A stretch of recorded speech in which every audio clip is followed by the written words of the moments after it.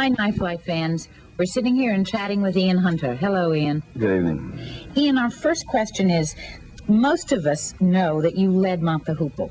We have heard a rumor of a Mott the Hoople reunion. Is that true?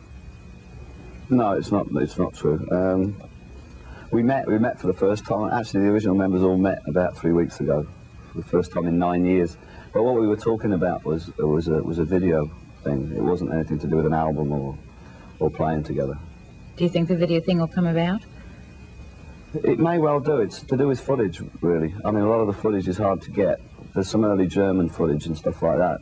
We'd like to put them into perspective for a lot of people who've only heard about that band second, third hand, you know. And it's fine in the early stuff. I know there was early stuff in Germany and in Sweden.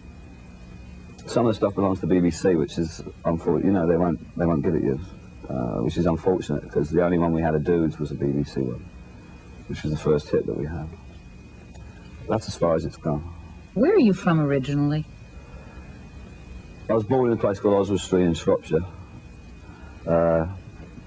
Lived there for 6 weeks. It was just after the war, so it was like crazy. I went to 21 schools before I was 11. You take your 11 plus. And I was lousy. I couldn't read or write until I was 10. And then I fell madly in love with this teacher. And I learned to read and write real quick because I was in love with her, you know.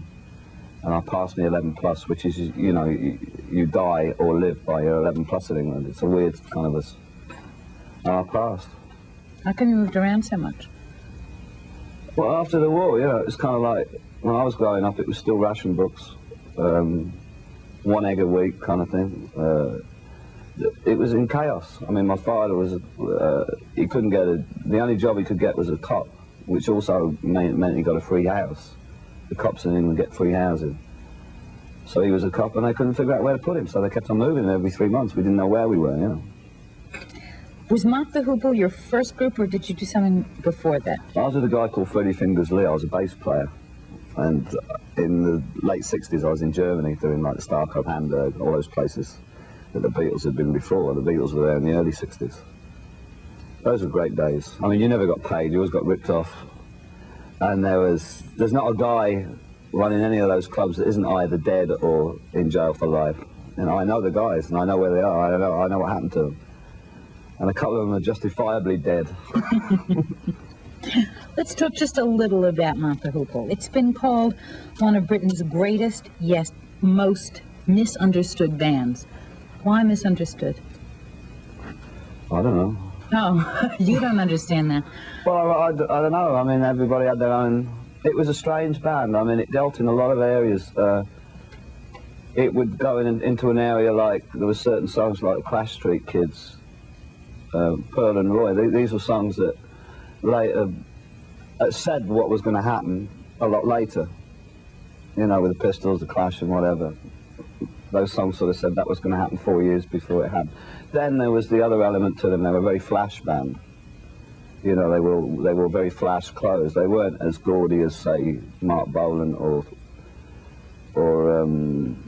Slade, but they were kind of out there with the Roxys of the world and the Bowies of the world. They were very kind of crazily dressed. So they had a lot to do with style. And then they were commercial too. You know, you couldn't really put your finger on that. Some people thought they were very profound, very deep. Other people thought they were a commercial band. I don't know. To me, it was just we wrote songs and we recorded them. And we were lucky, you know, every time we got a good, decent song, we put it down, and that was it. Mott the Hoople came out of the glitter era of the early 70s, while the Clash burst upon the scene, excuse me, as part of a punk backlash against it.